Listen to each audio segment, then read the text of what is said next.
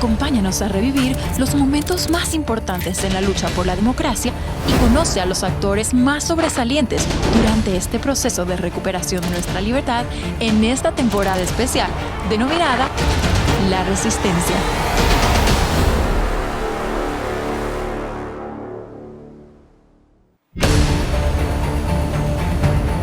¿Cómo están, amigos televidentes? Sean bienvenidos a una nueva programación que iniciamos el día de hoy con el nombre de Resistencia. Cabalmente, Resistencia es un evento dentro de un movimiento que se ha gestado fruto de la victoria contundente que Dios nos dio a partir del Cabildo, los 21 días de paro, la renuncia del presidente, el gobierno transitorio que en este momento está fungiendo de una forma extraordinaria y las elecciones que se vienen a futuro.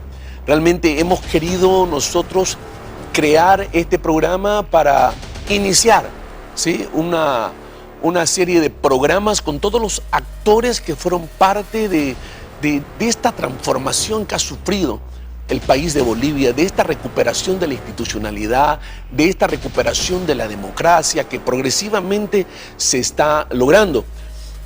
Para eso, la Resistencia es un evento que no solamente va a reunir a todos estos actores, como darle la gloria a Dios por todo lo que pasó. La presidenta de la República está invitada, Luis Fernando Camacho, Pumari, las plataformas ciudadanas, Pierre, y otros, las Fuerzas Armadas, la policía. Queremos reunir a todos estos actores para darle gracias a Dios. Creemos que es justo, pero también para promover la unidad esa integral que se ha iniciado en todos los bolivianos. Digo integral porque a nivel espiritual vimos a un pueblo unido, totalmente humillado delante de Dios, clamando por justicia. También vimos una unidad social, toda la sociedad con el mismo sentir, algo nunca antes visto, pero también institucionalmente.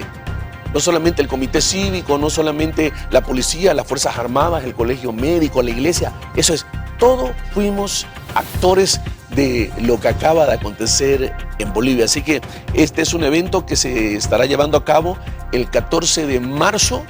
Ya estaremos dándole más detalle, estaremos también con invitados.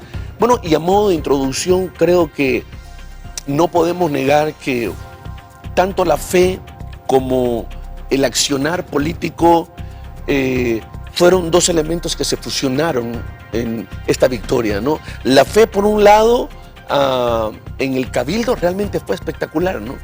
Cómo hubo ¿qué te podría decir? ¿Cuál sería la palabra? Creo que hubo un rompimiento de un espíritu de temor que nos tenía intimidado.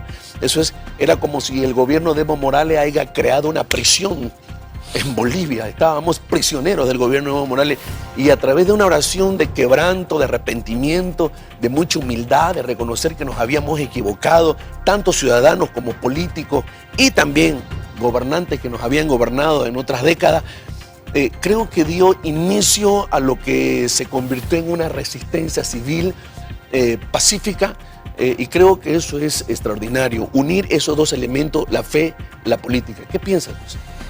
Me pareció espectacular lo que pasó en Bolivia, el poder ver cómo Dios nos dio una victoria como la que vimos, una victoria tan contundente que en su momento parecía imposible. Esa es la realidad, porque humanamente uno miraba el panorama y veía cómo a lo largo de los 14 años del gobierno de Evo Morales habían pasado un sinnúmero de situaciones y de violaciones a los derechos humanos, a la Constitución política del Estado. Se había vulnerado la voluntad del pueblo a través del referéndum.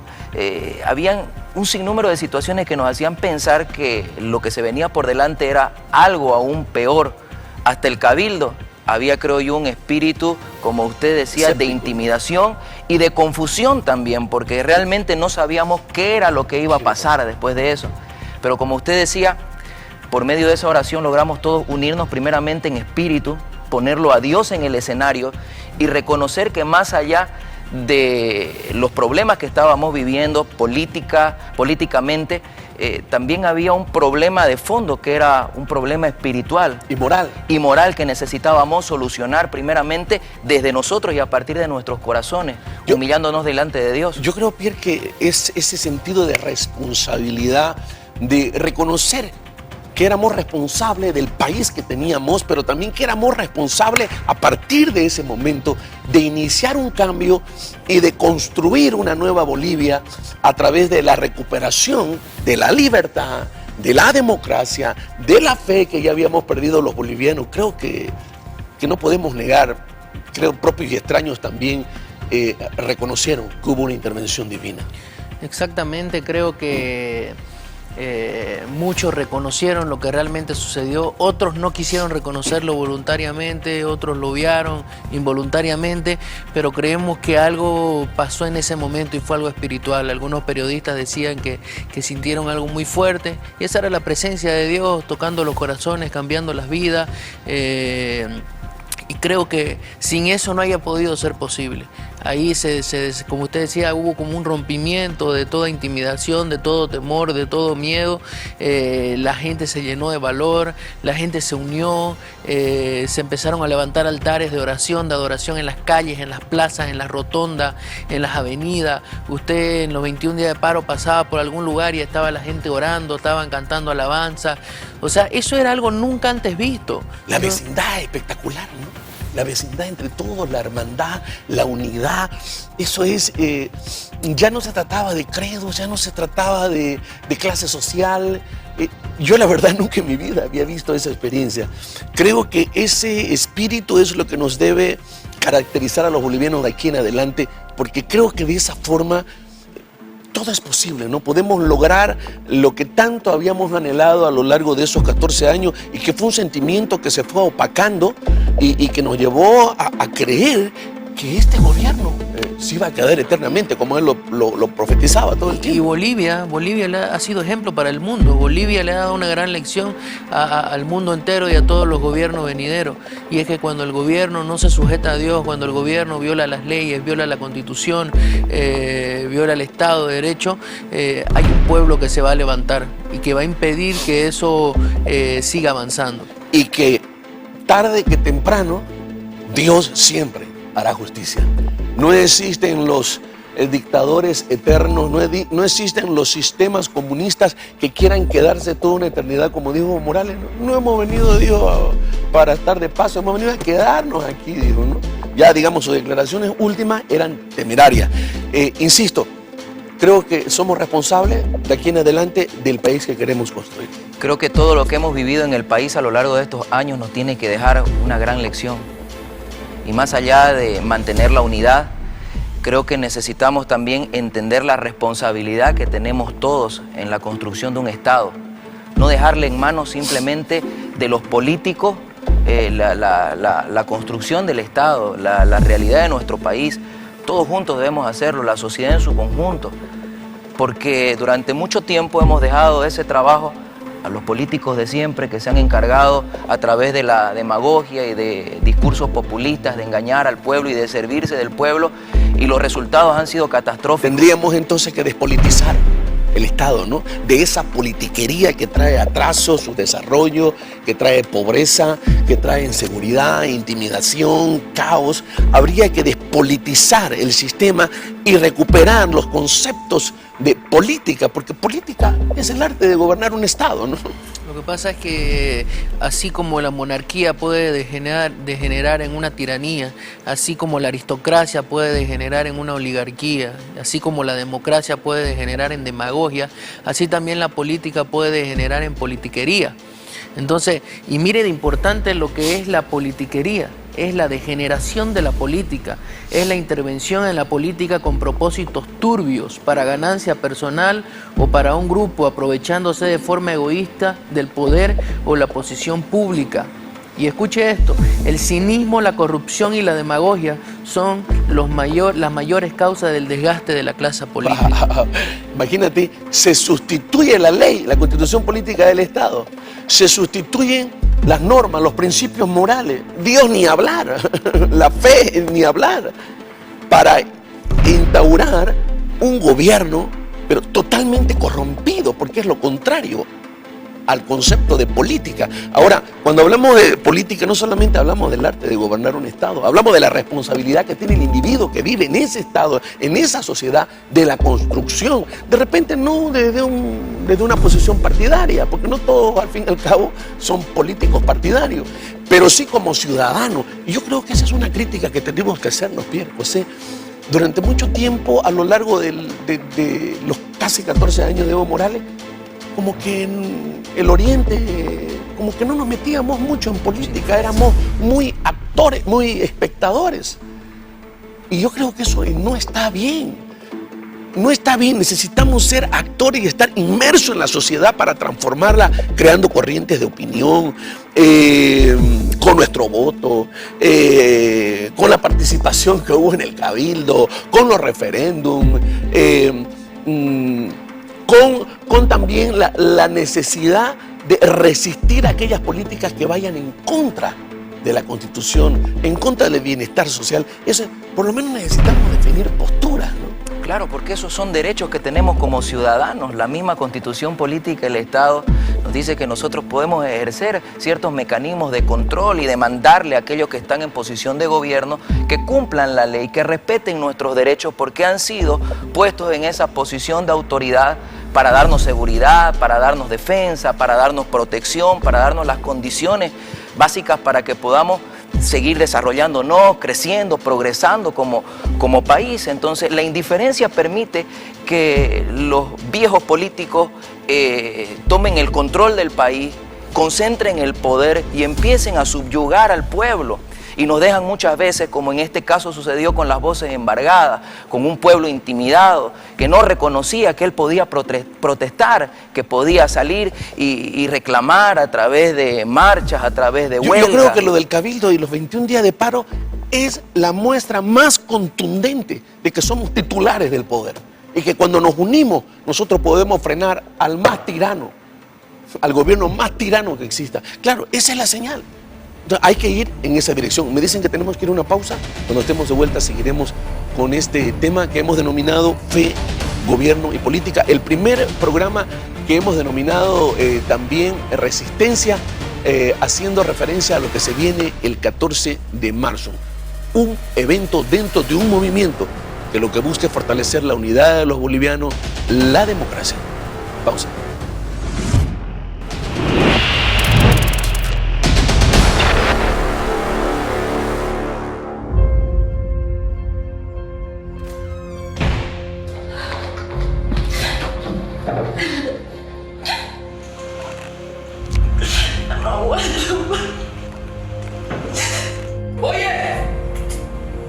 Y no te atrevas a pedirme plata, ¿me estás escuchando? Porque no voy a estar socapando tus saliditas esas. Y me voy para no volver más y me llevo a mi hijo.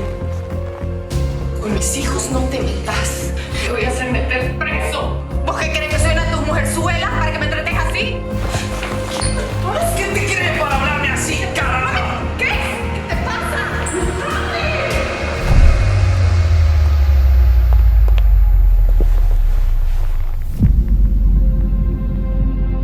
La familia es el símbolo de unidad más inquebrantable a nivel social, la base sobre la cual se constituyen sociedades y se conforman naciones.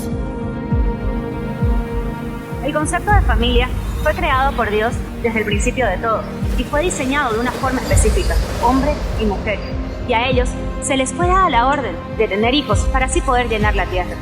Lamentablemente, hoy por hoy el concepto de familia está siendo destruido. En Bolivia se emiten más de 40.000 partidas de divorcio anual, siendo la ciudad de La Paz la de mayor crisis matrimonial, con una tasa promedio del 70% de divorcios registrados.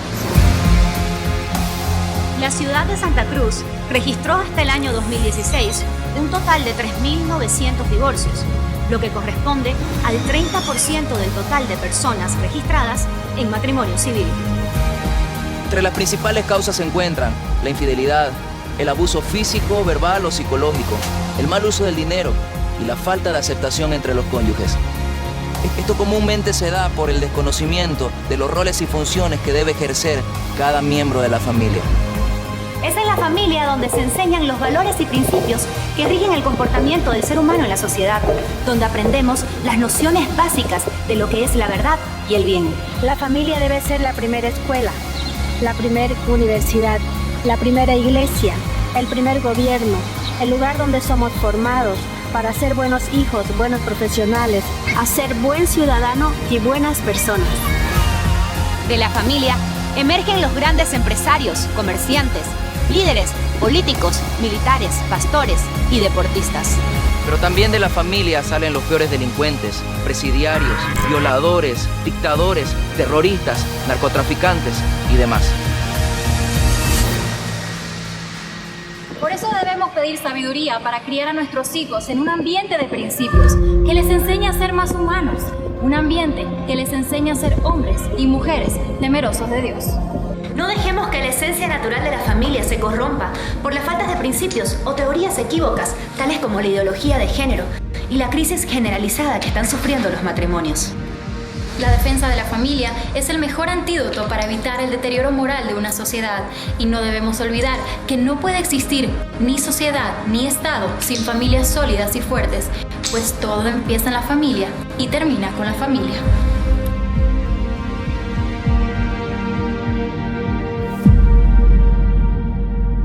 Porque hacer algo por los demás es un compromiso ciudadano.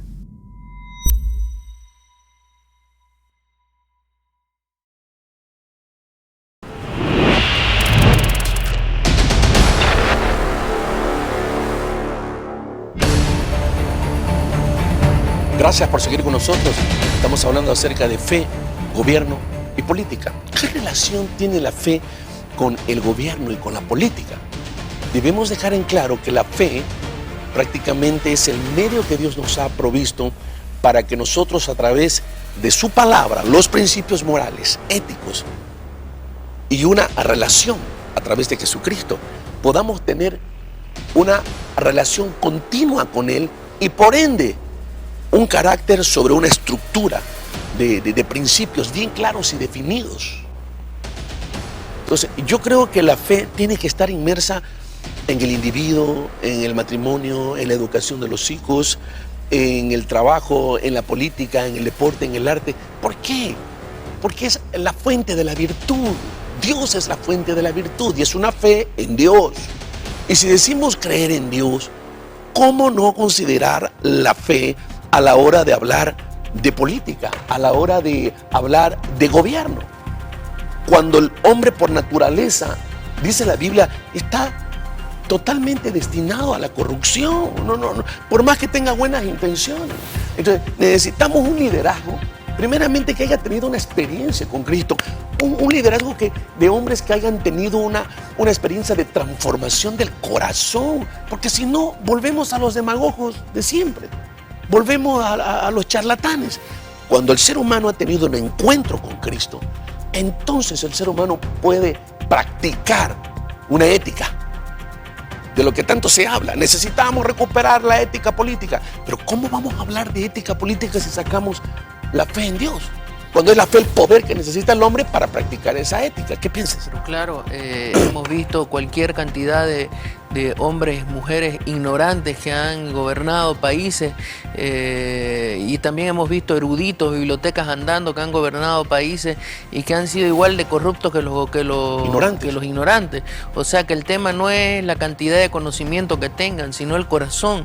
El corazón del hombre es perverso y hasta que no sea renovado, hasta que no sea transformado por medio del poder del Evangelio y del poder de Dios, entonces no veremos cambio. Y decir que la fe y la política no pueden estar unidas es como decir que el deporte y la fe no pueden estar unidas. ¿Por qué? Porque el deporte es una cosa y la fe es otra. Es como decir que la ciencia y la fe no deben estar unidas.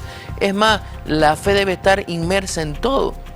No se está hablando de politizar la iglesia, sino de cristianizar la política, sino de llevar... Cristianizar la cultura, cristianizar la educación. Exactamente, de llevar los principios como ser principios de la ética política, que es la transparencia, la responsabilidad, la integridad. Entonces, el servicio de motivos sanos y puros. Exactamente, no necesariamente la responsabilidad, económicas. La dignidad, llevar esos principios, implementarlos en la política. porque mire la diferencia entre política y politiquería. Mientras que la política predica y garantiza el servicio, la politiquería predica el servicio, pero lo que hace es servirse del pueblo, servirse de su posición.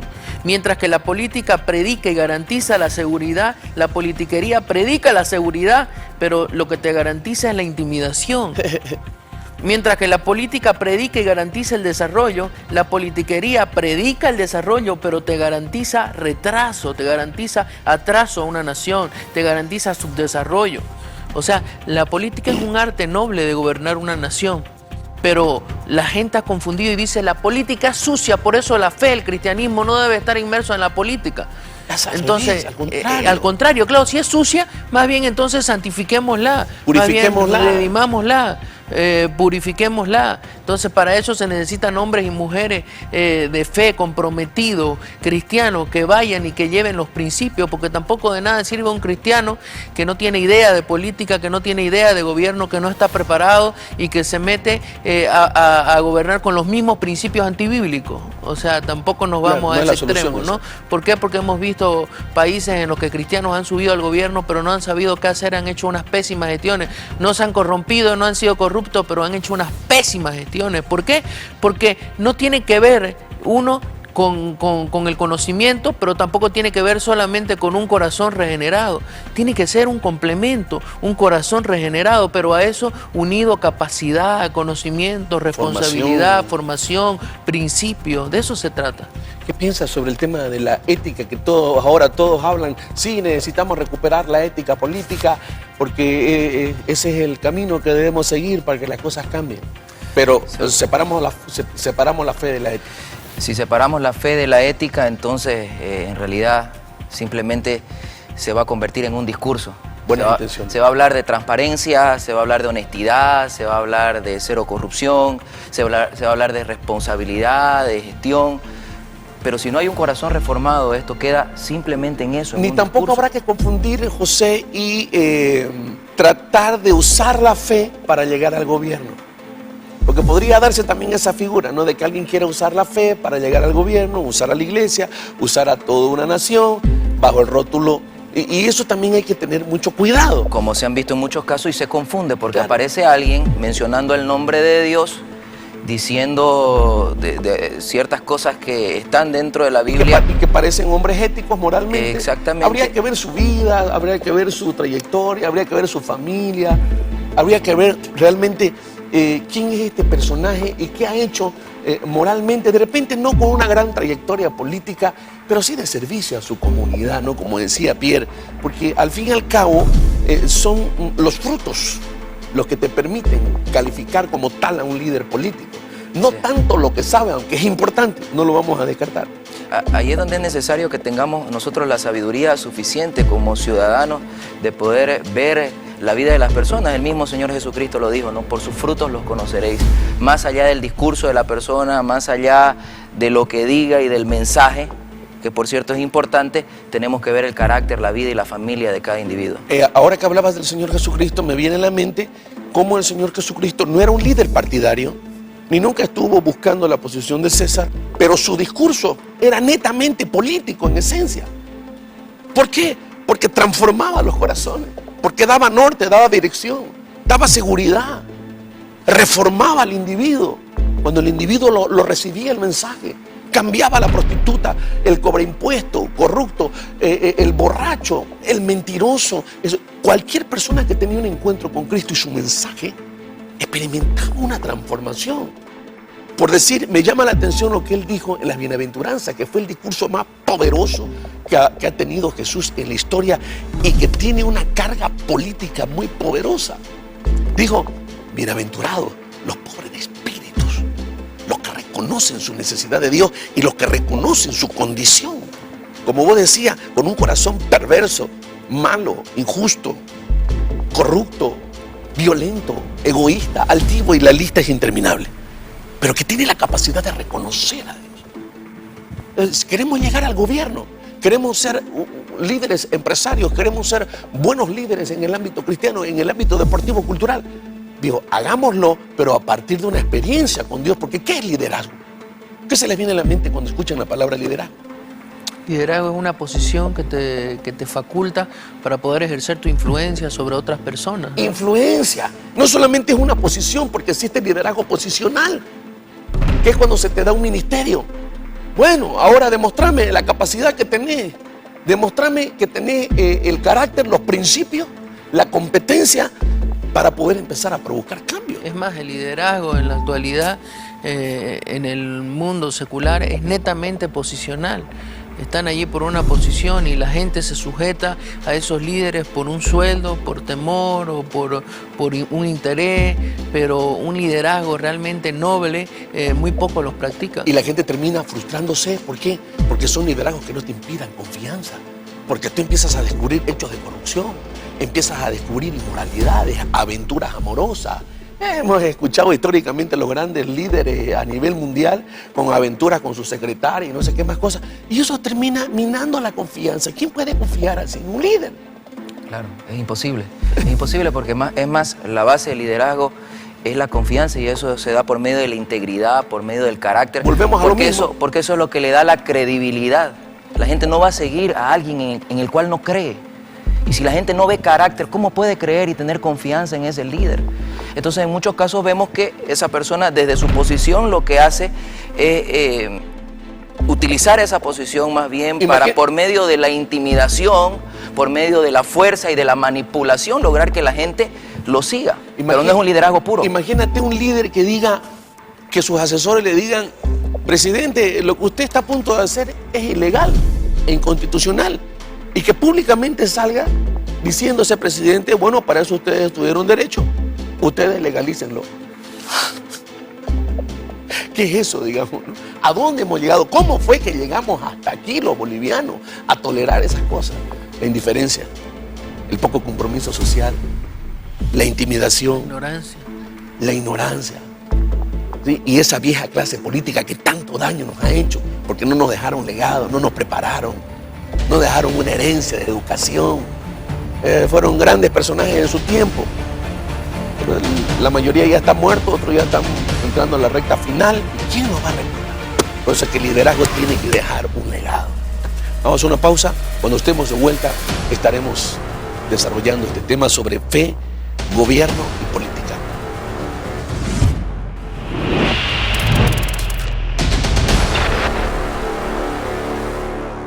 Marcelo Salas presenta el libro más vendido del 2017, disponible en Amazon.com y en Avenida Escuadrón Velasco, número 302. No tienes derecho a vivir en el pasado.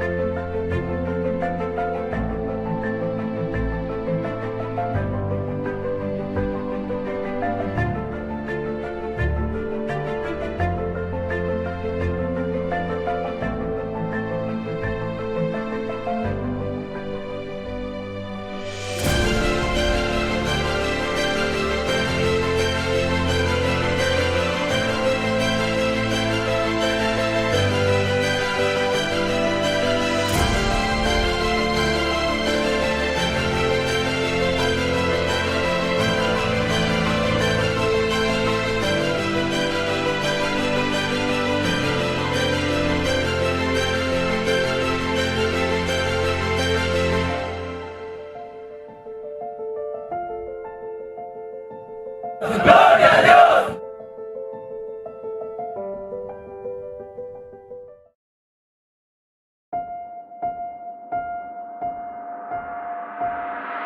En Bolivia, el 35% de la población vive en un estado de pobreza y el 14.7% en pobreza extrema. Esto quiere decir que casi 1.8 millones de personas reciben un ingreso mensual inferior al valor de una canasta básica de alimentos. El índice de precariedad es alarmante.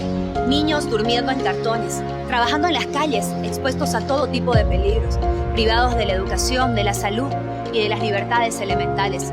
Hombres y mujeres impotentes al no tener acceso a un trabajo que les permita vivir de una forma más digna. Familias enteras desintegrándose. ¿No te preocupa? Darle a alguien que no tiene no es solo un acto de generosidad. Es una obligación moral de contribuir a una mejor sociedad, a un mejor país, a un mejor mundo. Es darte a ti la oportunidad de ser protagonista de un cambio que enseña a los demás a actuar de la misma forma. La generosidad se origina en un corazón que entiende el valor de dar. Pero esta actitud solo puede ser pura cuando has experimentado una transformación en tu corazón. Y entiendes que si Jesús dio su vida por nosotros, ¿por qué tú no le darías la oportunidad a otros para que vivan mejor?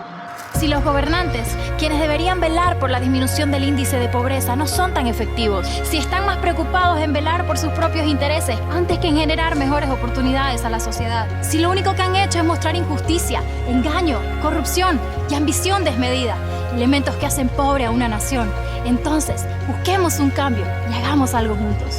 Enfrentemos la pobreza en Bolivia, estudiando, superándonos, desarrollando una ética de trabajo, de esfuerzo, responsabilidad y honestidad. Formemos hijos con principios de amor al prójimo, para que el día de mañana tengamos una generación más humana, ya que estos son principios que contribuyen al desarrollo de una nación y la hacen grande. Sin duda que será un proceso largo, pero de la mano de Dios y aplicando estos principios lo podremos lograr, porque no es trabajo de un individuo, ni de la iglesia, ni de una organización. Es un trabajo de todos. Porque hacer algo por los demás es un compromiso ciudadano.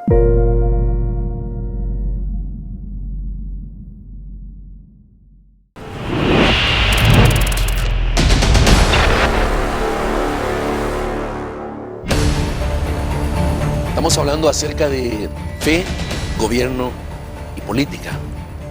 Hablábamos en el anterior segmento de que Jesús no fue un líder partidario políticamente como tal, pero su mensaje era político.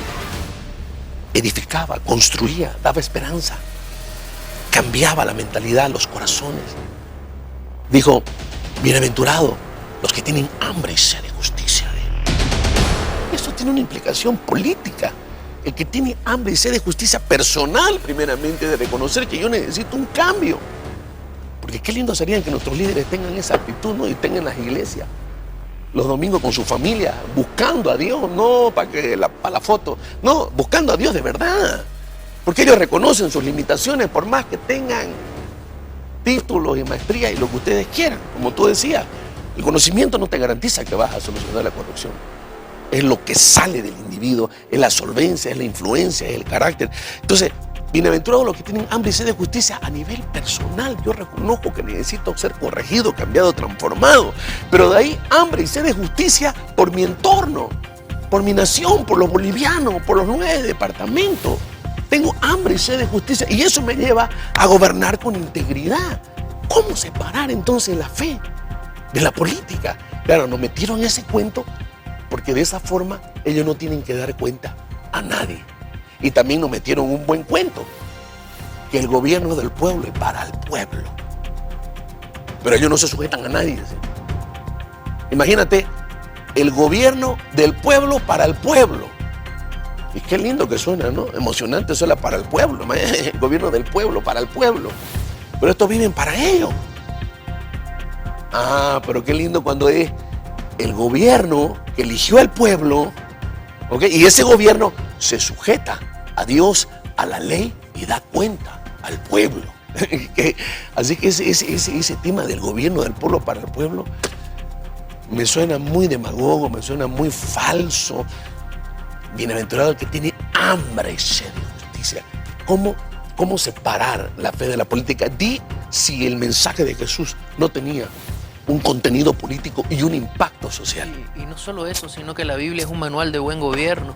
Si nosotros analizamos las escrituras, por ejemplo, el Antiguo Testamento, un porcentaje enorme del Antiguo Testamento está hablando de política, está hablando de reinado, está hablando de modelos de gobierno, está hablando de administración de justicia, está hablando de seguridad y defensa, está hablando de... Y antes de que Grecia descubra la democracia, ya se estaba instaurando con Moisés.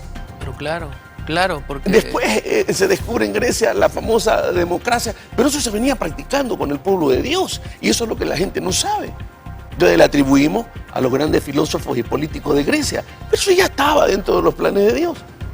No, y como les decía, en la Biblia es un manual de buen gobierno y no podemos pretender tener naciones sanas, naciones fuertes, naciones consolidadas económicamente, políticamente, socialmente, culturalmente, hablando en cuanto a ciencia, en todos los aspectos. No podemos tener naciones fuertes si estamos desobedeciendo los mandatos bíblicos de buen gobierno.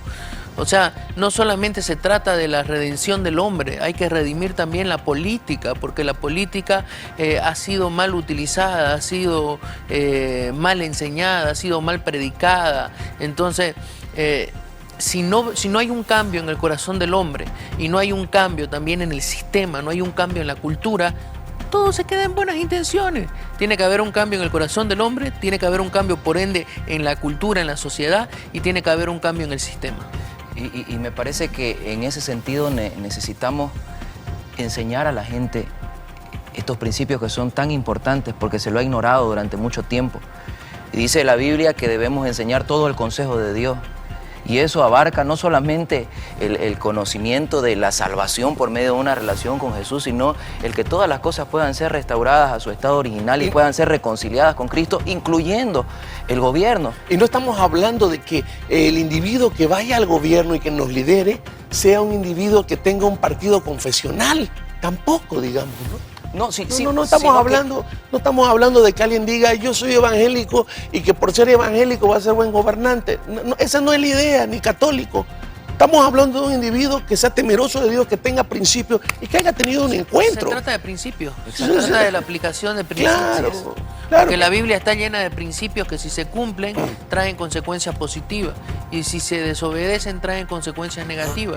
Y dentro de esos principios que hay en la Biblia están principios de buen gobierno, principios políticos. La Biblia es un manual de economía, la Biblia es un manual de política, la Biblia es un manual de ciencia, la Biblia es un manual de liderazgo, la Biblia es un manual de familia. O sea, cuando se quiere obviar eso y sacar a Dios de alguna de esas esferas que he nombrado, se comete la peor locura que se pueda cometer. José. Sí, y me parece muy importante, quiero leer algo que se encuentra en el libro de Colosenses capítulo 1, en el verso 16, dice, porque en Él fueron creadas todas las cosas, las que hay en los cielos y las que hay en la tierra, visibles e invisibles, sean tronos, sean dominios, sean principados, sean potestades, todo fue creado por medio de Él y para Él.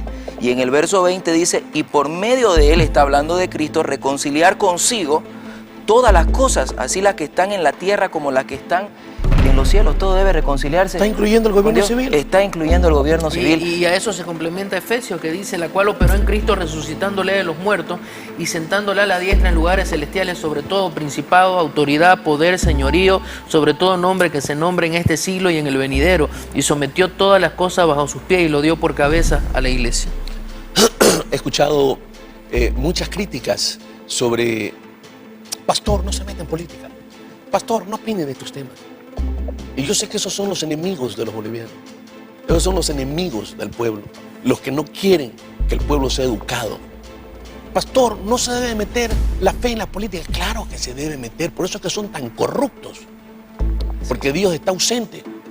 A ver, quita a Dios de un matrimonio, sácalo a Dios de un matrimonio y saca los principios de lealtad, fidelidad que Dios estableció. No fue un filósofo griego. El respeto, la honra, la transparencia, la fidelidad. A ver, saca a Dios y saca esos principios. Va a tener un matrimonio lleno de adulterio, violencia, pleito, enemistades, desastre. Como los miles de matrimonios que se desintegran por una ausencia de Dios. A ver, quita de tu educación a Dios. Tus hijos pueden recibir ciencias humanas, ciencias matemáticas, lo que tú quieras. Pero el corazón de ese niño es lleno de egoísmo, violencia, maldad, soberbia, rebeldía. Mañana con fuertes inclinaciones al vicio. Por eso es que hasta los 12, 13 años tú lo ves a tu hijo bonito y manejable. Y de ahí a los 13, 14, muchos lo pierden a sus hijos. Porque se encargaron de llevarlos al colegio para que le enseñen ciencias humanas. Y en casa le enseñaron algunas cositas. Pero nunca le enseñaron a llevar su corazón a Dios a través de Cristo. No le dijeron por qué Cristo murió en una cruz. Por ese corazón perverso. Y ese corazón tiene que pedir perdón, humillarse y decir, yo necesito que me transformes. Y 2, yo necesito que me ayudes a resistir a ese entorno viciado. 3, yo necesito que me ayudes a ser un hombre de principio, que tenga la capacidad de hacer lo correcto cuando tenga que hacerlo. Desde la casa ya vienes entrenando a tus hijos. Ese es el futuro presidente, juez, político, comunicador social, pastor, deportista. Ya desde la casa ya está fungiendo la primera escuela, la primera universidad, la primera iglesia, desde la casa. Sí.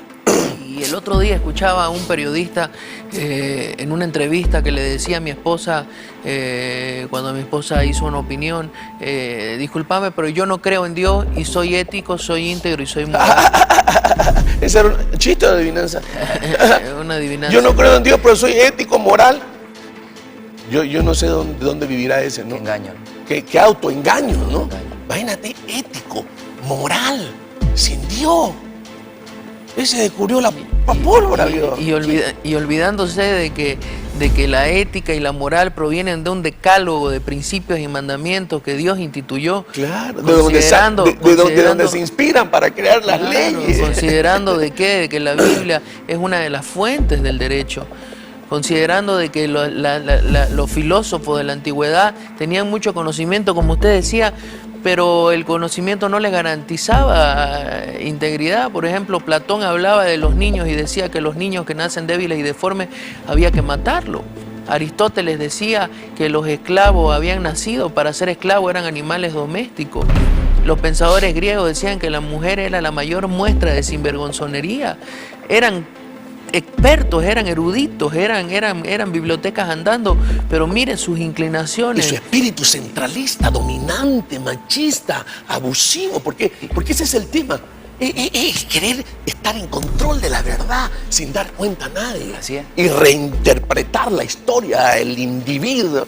El tema es que la verdad que está escrita en la palabra de Dios, a muchos los confronta por su estilo de vida y eso es lo que no quieren cambiar. Claro. Y como decía aquí el profeta Pierre, esos hombres que tuvieron mucho conocimiento científico eran gente degenerada. Pero mire los liderazgos cristianos, mire el mensaje del Señor Jesucristo, cómo más bien le devolvía la dignidad al ser humano. El apóstol Pablo devolviéndole la dignidad a los esclavos, devolviéndole la dignidad a la mujer.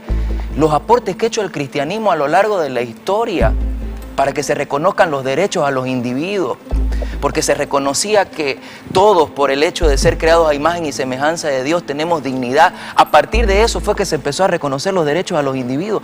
No se puede negar que históricamente el cristianismo ha jugado un papel demasiado importante. Cuando cayeron las Torres Gemelas le preguntaron al hijo de Billy Graham, ¿cómo es que una nación que fue edificada sobre bases cristianas, que llegó a ser la potencia más poderosa del mundo, cómo fue que cayó en esto? Y él lo simplificó. Y dijo, desde que subieron legisladores ateos que aprobaron ley de aborto, ley de matrimonios homosexuales, desde que se coartó la autoridad de los padres ya no tenían intuición y jurisdicción sobre sus casas, porque querían corregir a sus hijos, llamaban al 111, creo, y venía la policía y se los alzaba. Desde que empezaron a aprobarse un sinnúmero de leyes que atentan contra Dios, se sacó de la currícula del sistema educativo el tema de moral, ética, Dios. Se sacaron todas esas materias. Desde que empezó a entrar la relatividad y se lo consideró como el boom, después el modernismo, el posmodernismo. Digo, esto es una consecuencia de haber sacado a Dios de los hogares, de la conciencia del ser humano, de la familia, de la educación. ¿Qué acertado desde la política? Nos dicen que tenemos que ir a una pausa más. Cuando estemos de vuelta, estaremos en la parte final.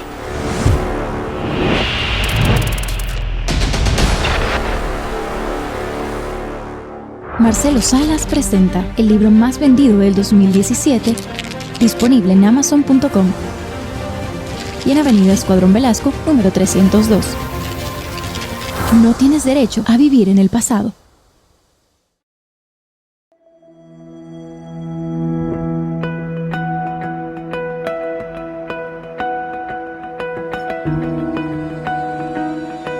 Bueno, todos los jóvenes que pertenecen a este ministerio juntos y a las personas que se acoplaron a este proyecto, fue que poco a poco pudimos hacer que este sueño se vuelva una realidad, que ahora va a servir para ayudar a muchas madres y a muchos hijos a volver a tener una vida digna.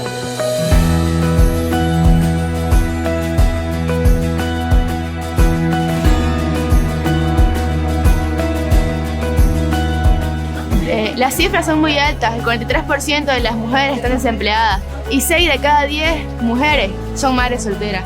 O sea que son más de la mitad y realmente es impactante ver cómo una madre aborta a su hijo, lo abandona, lo deja en un basurero como hemos visto recientemente, o simplemente no sabe qué hacer con él, empieza a vender su cuerpo, a prostituirse y a hacer cosas o locuras que tal vez nunca imaginó hacer. Y esta es una solución para ese problema, esta es una esperanza, una luz. Es algo que Dios puso en nuestro corazón para poder ayudar a todas estas madres solteras, a estas mujeres que están desesperadas. Y la mayoría son adolescentes, tal vez de mi edad, un poco menos, pero que todas tienen el factor común, que es la desesperación de no saber qué hacer y de cómo salir adelante.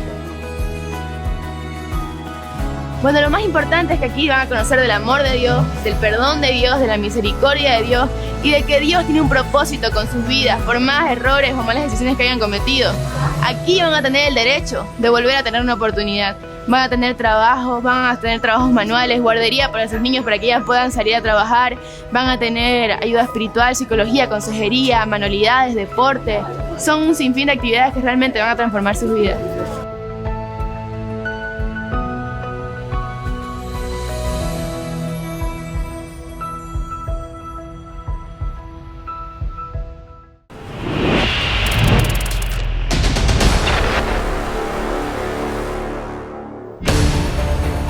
Debe quedar claro entonces de que no se puede separar la fe de la política y por ende del gobierno. La fe es la esencia del ser humano. Son los valores, son los principios morales, éticos, sobre los cuales edificamos. Así que no nos traguemos el cuento de que la fe tiene que estar separada de la política. No. Eso no es así. La fe, los principios cristianos de amor, verdad, justicia, integridad, veracidad en las acciones, tienen que estar inmersos, si no, nada va a cambiar, todo va a ser lo mismo. Eso es, va a subir otro gobierno, va a ser un poquito menos corrupto, menos tirano, pero va a seguir en esa misma línea. Y alguien dijo, si no cambia el sistema, no importa qué gobierno suba. Y yo le agregaría algo, si no cambia la cultura y si no cambia la naturaleza del ser humano, ¿cómo cambiar el sistema? El profesor Mensuati habla de gobierno limitado y está muy bueno eso.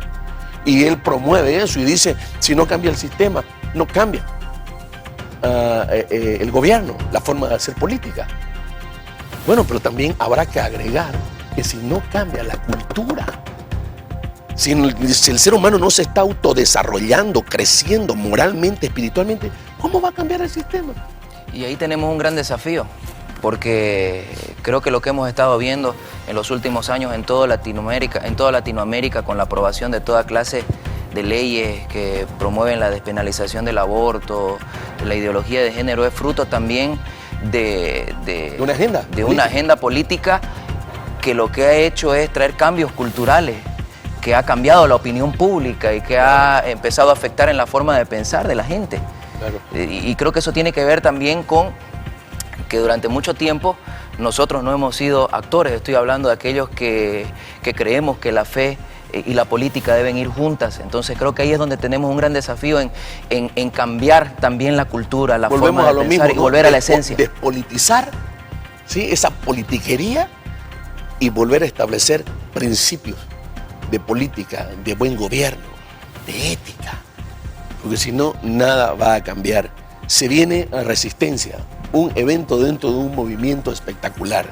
Creo que lo que está a punto de acontecer, Pierre, es algo tremendo, donde van a estar todos los actores, o intentaremos que estén todos los actores que fueron parte de esta gran victoria que Dios nos dio, para celebrar, para darle gloria a Dios, vale la redundancia, para recordar que el titular del poder y la autoridad es el pueblo, y para motivar a nuestros líderes a que de aquí en adelante se gobierne siguiendo esos lineamientos. ¿Qué piensa del evento? Creo que este evento es imperdible, un evento que va a aglutinar a miles y miles de personas y que vamos a hacer un reconocimiento justo, ¿no? Un reconocimiento justo no solamente a los actores cívicos, a la ciudadanía en su conjunto, a las plataformas, a la policía, a los militares, sino a Dios, porque Dios fue el que trajo victoria sobre esta nación. La nación estaba en un estado caótico y ahora estamos respirando libertad, estamos respirando democracia, estamos siendo ejemplo para el mundo. Lo que se consiguió aquí es ejemplo para el mundo, pero ¿cuál fue la diferencia, por ejemplo, entre Venezuela y Bolivia? ¿Cuál fue la diferencia? ¿Por qué los venezolanos no lo pudieron lograr y los bolivianos sí? Porque en Venezuela se levantó un movimiento cívico, se levantó un movimiento social, pero en Santa Cruz, Bolivia, en su conjunto fue un movimiento espiritual. Entonces Dios estuvo de por medio, la gente se volvió a Dios, hubo una humillación de corazón. Y eso fue lo que nos permitió también ser consistente en el tiempo, ¿no? Porque eso no estaba previsto en los planes. Claro. El ser consistente durante 21 días hasta que Evo Morales se dio cuenta que no estábamos jugando. Se empezó recién a medir el alcance de la decisión que se había tomado en el Cabildo, porque en los primeros días él hacía caso omiso, se burlaba, pero después se fue dando cuenta de que esto iba en serio hasta que él terminó renunciando. Es más, el vicepresidente dijo que daba hasta el viernes para que se levante el paro, porque los jóvenes iban a salir nuevamente a beber, iban a salir de farra. Fútbol también, digo, pero había una convicción, había una unidad de espíritu, que es lo que hablábamos, y creo que eso es lo que nos hizo ser consistentes, porque cuando se inició la medida del paro, los primeros días no se veía ninguna clase de resultados y por ahí habían momentos de desánimo. Pero esas oraciones en la rotonda, esa unidad, esa convicción que teníamos en el corazón, hizo que logremos lo impensado. Al comienzo de la medida, pensar que íbamos a estar 21 días de paro, toda una ciudad, la ciudad más productiva de todo el país, era algo imposible. Pero se hizo posible a través de la convicción y de la fe en Dios. Entonces eso es espectacular. Ese ingrediente poderoso no lo podemos negar, ¿no? Porque si no, la sociedad haya entrado en crisis. No, 21 días. Claro que sí, fue 21 días de paro, 21 días de fe, 21 días de humillación, de oración, de adoración, o sea, fue tremendo. Y por cierto, el número 21 es clave, ¿no? El número 21 tiene un simbolismo profético, fue lo que pasó con Daniel, y fue lo que sostuvo esta lucha. Esa parte espiritual nadie la puede obviar y hasta los más incrédulos la reconocen. Apóstol, y creo que este evento es demasiado importante porque viene a fortalecer ese movimiento que se inició en el Cabildo, que se fortaleció a lo largo de los 21 días y que creo que no debemos permitir que se apague. Así es. Podría apagarse. Podría apagarse, por supuesto que sí. Entonces creo que el 14 de marzo, el que estemos todos juntos ahí, renovando nuevamente nuestro compromiso con Dios, con la democracia, con los derechos va a empoderar a todos los bolivianos, ¿no? Creo que va a ser fundamental en lo que viene por delante para nuestro país. Así, ya usted sabe, 14 de marzo. Usted no se lo puede perder, la resistencia. Te dejamos con estas imágenes poderosas de lo que fue ese cabildo que dio inicio a un tiempo de transformación, de liberación, de esperanza para todos los bolivianos. No pierdas la fe. No perdamos ese amor por Dios, no perdamos ese amor por la familia, no perdamos ese amor por la democracia, por la libertad. Nunca más seamos indiferentes, estemos inmersos dentro de la sociedad para cambiarla y transformarla, cada uno con nuestro aporte, nuestro trabajo, nuestro granito de arena, pero sobre todo nuestro civismo, ¿sí? Nuestro patriotismo. Siempre hemos dicho que patriota no es el que saca una bandera una vez al año, no. Patriota es el que ama su tierra y trabaja todos los días para que puedan haber tiempos mejores. Patriota es el que prepara el camino para dejar un legado para las futuras generaciones. Patriota es el que gobierna con justicia, con verdad, con integridad. Patriota es el trabajador responsable que la suda todos los días y con la ayuda de Dios lleva el sustento a su casa. Patriota es el que respeta a su mujer y es capaz de ejercer un liderazgo de influencia poderoso en casa, donde se aprenda a honrar a la mujer, a amar a la mujer. Patriota es el hombre que se hace responsable de su familia hasta el final, no el que anda cambiando de mujeres cada año, divorciándose como cambiando de calcetines. Ese es patriota. Te dejamos esta reflexión para que asumas una posición, y algunos que todavía están en la cueva ya pueden salir. Ya pasó la tormenta, ya Dios nos dio la victoria. Hasta la próxima.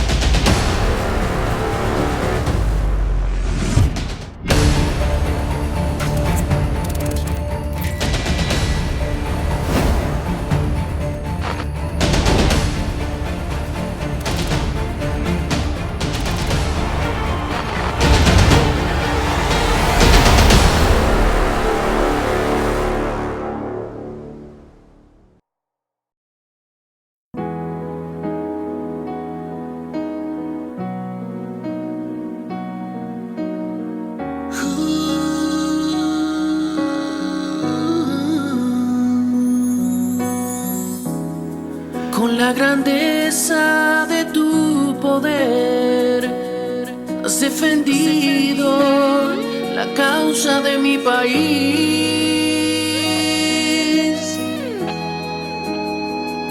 Dios de justicia, tú respondiste al clamor de un pueblo que se humilló. El yugo del temor, de la opresión no está. Tu poder prevaleció. Mi socorro vino de ti, mi ayuda vino de ti, la victoria vino de ti. Mi socorro vino de ti, mi ayuda vino de ti, la victoria vino de ti. Te coronamos rey, te coronamos rey de Bolivia. Te coronamos rey, te coronamos rey.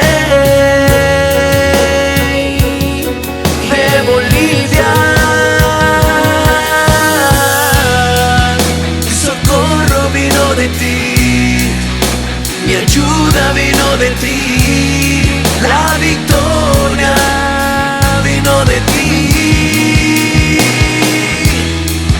mi socorro vino de ti, mi ayuda vino de ti, la victoria vino de ti.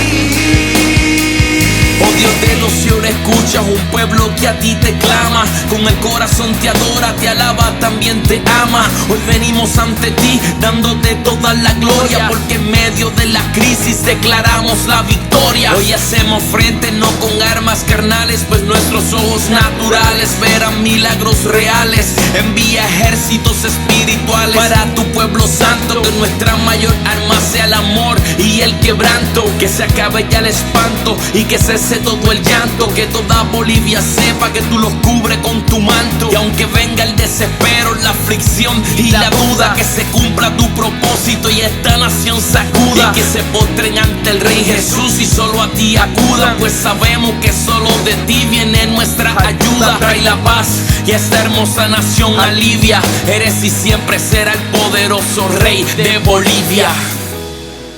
Mi socorro vino de ti, mi ayuda vino de ti, la victoria vino de ti.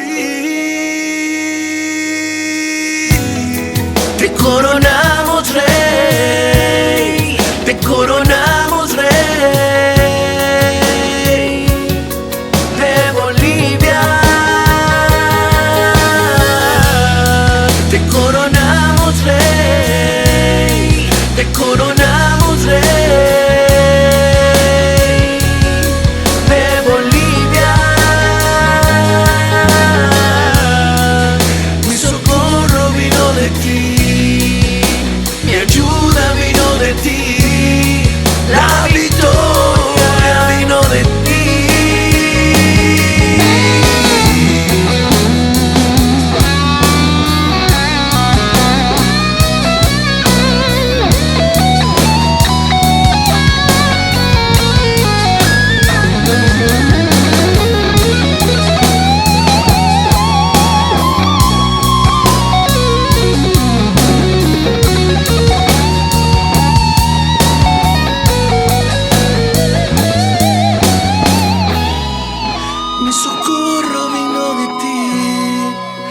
Mi ayuda vino de ti. La victoria vino de declaramos, ti. Dios, te que trae la paz a esta hermosa nación de Bolivia. En el nombre de Jesús, el Rey de Bolivia. Te coronamos, Rey.